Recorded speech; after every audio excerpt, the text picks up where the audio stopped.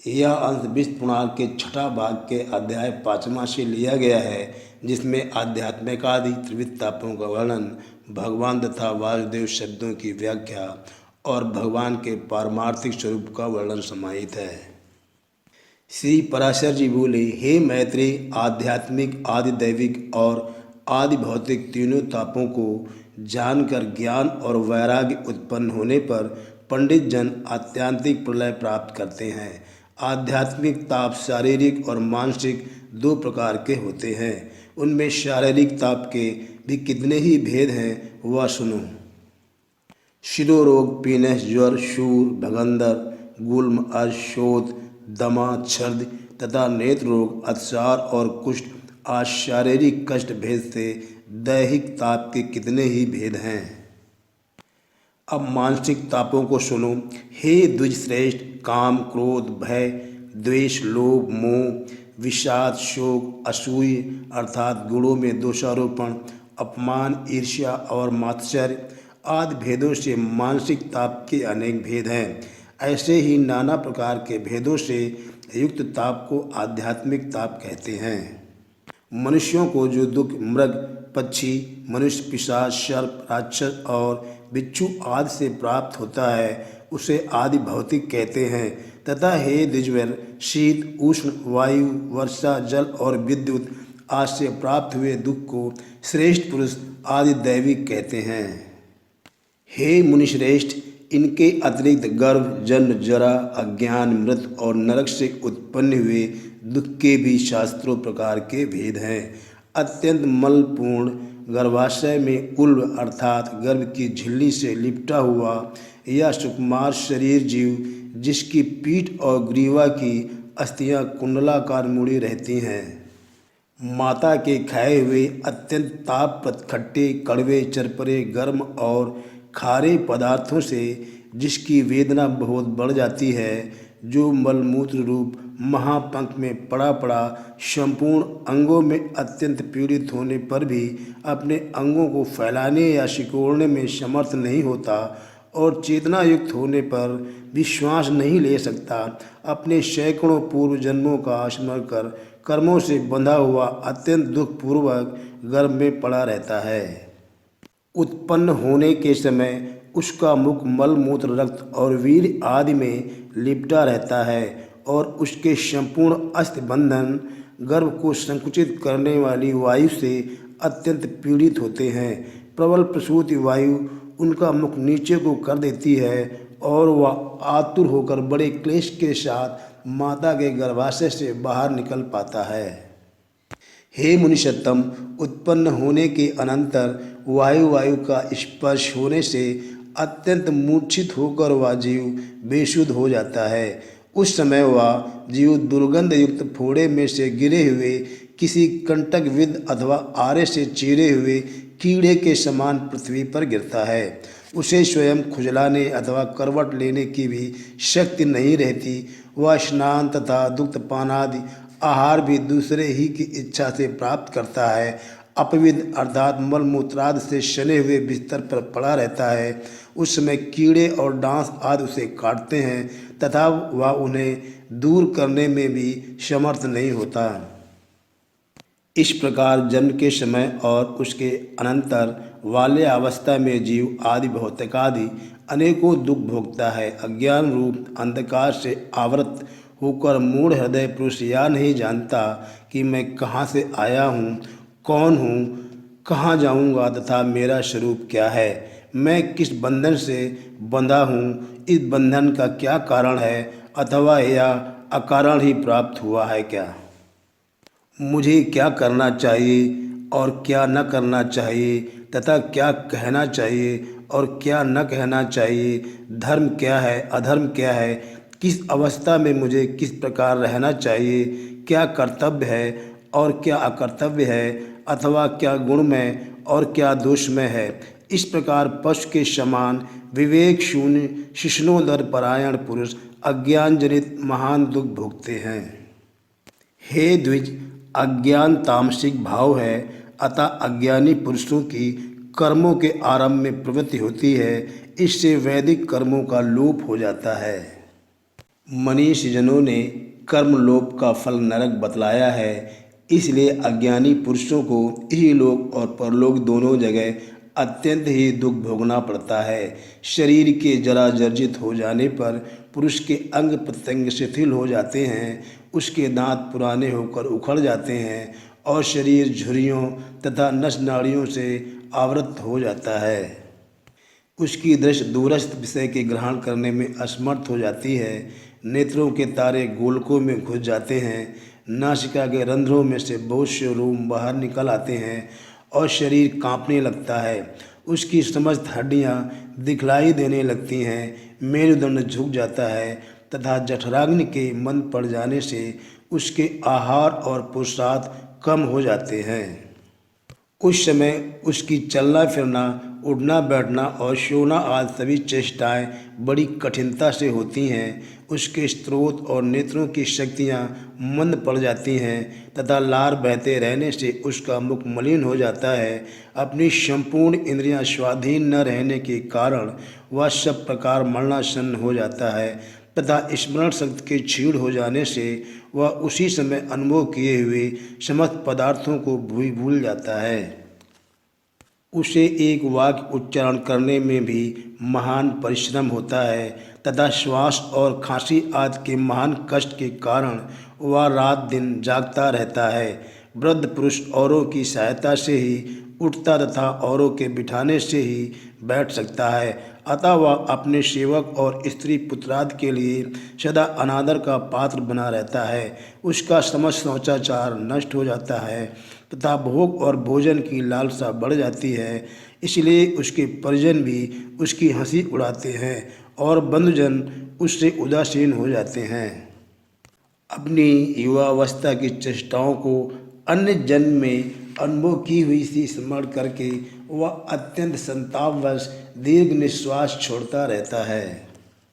इस प्रकार वृद्धावस्था में ऐसे ही अनेकों दुख अनुभव कर उसे मरण काल में जो कष्ट भोगने पड़ते हैं वे भी सुनो।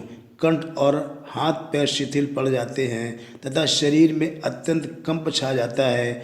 बार बार उसे ग्लानि होती है और कभी कुछ चेतना भी आ जाती है। उस समय वह अपने सोना, धन धान, पुत्र, स्त्री, नौकर और ग्रह आदि के प्रति इन सब का क्या होगा, इस प्रकार अत्यंत ममता से व्याकुल हो जाता है। उस समय मर्मभेदी क्रकच अर्थात आर्य तथा यमराज के विकराल बाण के समान महाभयंकर रोगों से उसके प्राण बंधन कटने लगते हैं। उसकी आँखों के तारे चढ़ जाते हैं। वह अत्यंत पीड़ा से बारंबार हाथ पैर पटकता है तथा उसके तालू और ओंठ सूखने लगते हैं। फिर क्रमशः दोष समूह से उसका कंठ रुक जाता है, अतः वह घर घर शब्द करने लगता है तथा ऊर्ध्व श्वास से पीड़ित और महान ताप से व्याप्त होकर क्षुधा तृष्णा से व्याकुल हो उठता है। ऐसी अवस्था में भी यमदूतों से पीड़ित होता हुआ वह बड़ी क्लेश से शरीर छोड़ता है और अत्यंत कष्ट से कर्म फल भोगने के लिए यातना दृढ़ प्राप्त करता है। मरण काल में मनुष्यों को ये और ऐसे ही अन्य भयंकर कष्ट भोगने पड़ते हैं। अब मरणोपरांत उन्हें नरक में जो यातनाएं भोगनी पड़ती हैं वह सुनो। प्रथम यम किंकर अपने पाशों में बांधते हैं, फिर उनके दंड प्रहार सहने पड़ते हैं। तदनंतर यमराज का दर्शन होता है और वहां तक पहुंचने में बड़ा दुर्गम मार्ग देखना पड़ता है। हे द्विज, फिर तप्त बालू का अग्नियंत्र और शस्त्रास्त्र से महाभयंकर नरकों में जो यातनाएं भोगनी पड़ती हैं वे अत्यंत असह्य होती हैं। आरे से चीरे जाने, मूस में तपाए जाने, कुल्हाड़ी से काटे जाने, भूमि में गाड़े जाने, शूली पर चढ़ाए जाने, सिंह के मुख में डाले जाने, गिद्धों के नोचने, हाथियों से दलित होने, तेल में पकाए जाने, खारे दलदल में फंसने, ऊपर ले जाकर नीचे गिराए जाने और क्षेपण यंत्र द्वारा दूर फेंके जाने से नरकवासियों को अपने पाप कर्मों के कारण जो जो कष्ट उठाने पड़ते हैं उनकी गणना नहीं हो सकती है। हे द्विजश्रेष्ठ, केवल नरक में ही दुख हो सो बात नहीं है। स्वर्ग में भी पतन का भय लगे रहने से कभी शांति नहीं मिलती। नरक अथवा स्वर्ग भोग के अनंतर बार बार वह गर्भ में आता है और जन्म ग्रहण करता है तथा फिर कभी गर्भ में ही नष्ट हो जाता है और कभी जन्म लेते ही मर जाता है। जो उत्पन्न हुआ है वह जन्मते ही बाल्यावस्था में, युवावस्था में, मध्यम वय में अथवा जराग्रस्त होने पर अवश्य मर जाता है। जब तक जीता है तब तक नाना प्रकार के कष्टों से घिरा रहता है।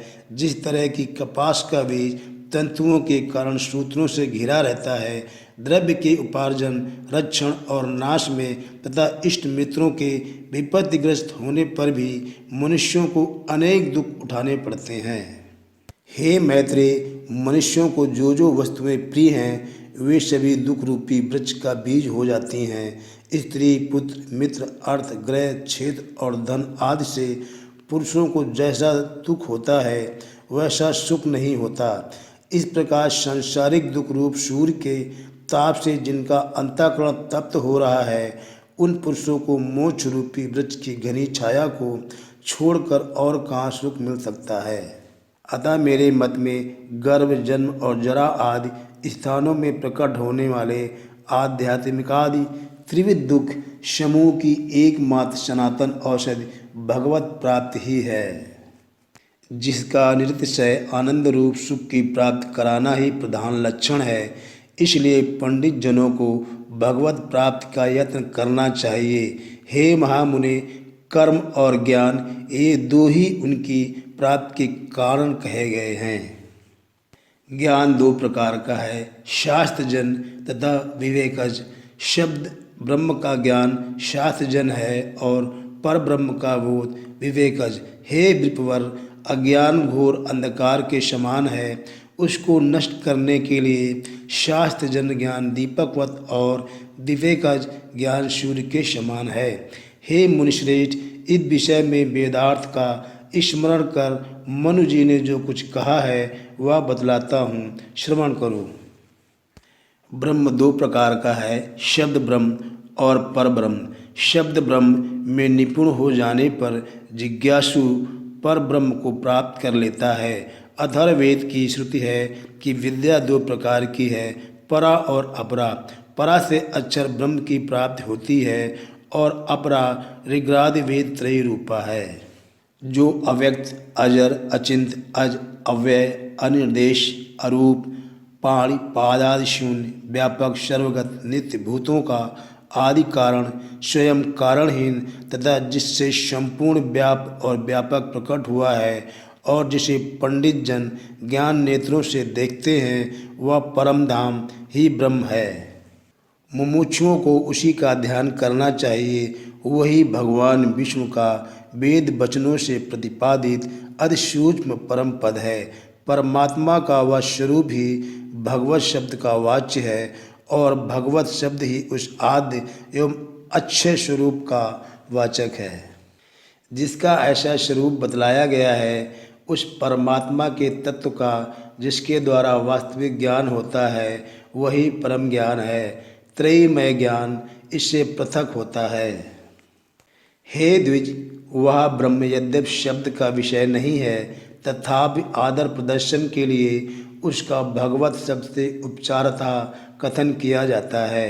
हे मैत्रेय, समस्त कारणों के कारण महाविभूत संज्ञक पर ब्रह्म के लिए ही भगवत शब्द का प्रयोग हुआ है।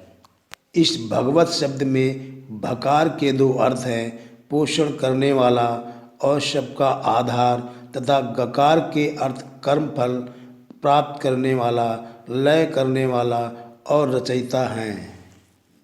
संपूर्ण ऐश्वर्य, धर्म, यश, श्री, ज्ञान और वैराग्य, इन छह का नाम भग है। उस अखिला भूतात्मा में समस्त भूतगण निवास करते हैं और वह स्वयं भी समस्त भूतों में विराजमान है। इसलिए वह अव्यय परमात्मा ही वकार का अर्थ है। हे मैत्रेय, इस प्रकार यह महान भगवान शब्द पर ब्रह्म स्वरूप श्री वासुदेव का ही वाचक है, किसी और का नहीं। पूज्य पदार्थों को सूचित करने के लक्षण से युक्त इस भगवान शब्द का परमात्मा में मुख्य प्रयोग है तथा औरों के लिए गौण, क्योंकि जो समस्त प्राणियों के उत्पत्ति और नाश, आना और जाना तथा विद्या और अविद्या को जानता है, वही भगवान कहलाने योग्य है। त्याग करने योग त्रिविध गुण और उनके क्लेश आदि को छोड़कर ज्ञान, शक्ति, बल, ऐश्वर्य, वीर और तेज आदि सद्गुण ही भगवत शब्द के वाच्य हैं। उन परमात्मा में ही समस्त भूत बसते हैं और वे स्वयं भी सबके आत्मा रूप से सकल भूतों में विराजमान हैं, इसलिए उन्हें वासुदेव भी कहते हैं। पूर्व काल में खांडिक जनक के पूछने पर केशध्वज ने उनसे भगवान अनंत के वासुदेव नाम की यथार्थ व्याख्या इस प्रकार की थी।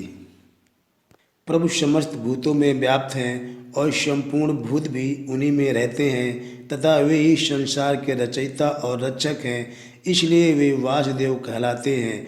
हे मुने, वे सर्वात्मा समस्त आवरणों से परे हैं। वे समस्त भूतों की प्रकृति के विकार तथा गुण और उनके कार्य आदि दोषों से विलक्षण हैं। पृथ्वी और आकाश के बीच में जो कुछ स्थित है, उन्होंने वह सब व्याप्त किया है। वे संपूर्ण कल्याण गुणों के स्वरूप हैं। उन्होंने अपनी माया शक्ति के लेश मात्र से ही संपूर्ण प्राणियों को व्याप्त किया है और वे अपनी इच्छा से स्वमनोनुकूल महान शरीर धारण कर समस्त संसार का कल्याण साधन करते हैं। वे तेज, बल, ऐश्वर्य, महाविज्ञान, वीर और शक्ति आदि गुणों की एकमात्र राशि हैं, प्रकृति आज से भी परे हैं और उन परावरेश्वर में अविद्यादि संपूर्ण क्लेशों का अत्यंताभाव है। वे ईश्वर ही समिष्ट और व्यष्ट रूप हैं, वे ही व्यक्त और अव्यक्त स्वरूप हैं, वे ही सबके स्वामी, सबके साक्षी और सब कुछ जानने वाले हैं तथा उन्हीं सर्वशक्तिमान की परमेश्वर संज्ञा है, जिसके द्वारा वे निर्दोष, विशुद्ध, निर्मल और एक रूप परमात्मा देखे या जाने जाते हैं। उसी का नाम ज्ञान अर्थात पराविद्या है और जो इसके विपरीत है वही अज्ञान अर्थात अपराविद्या है।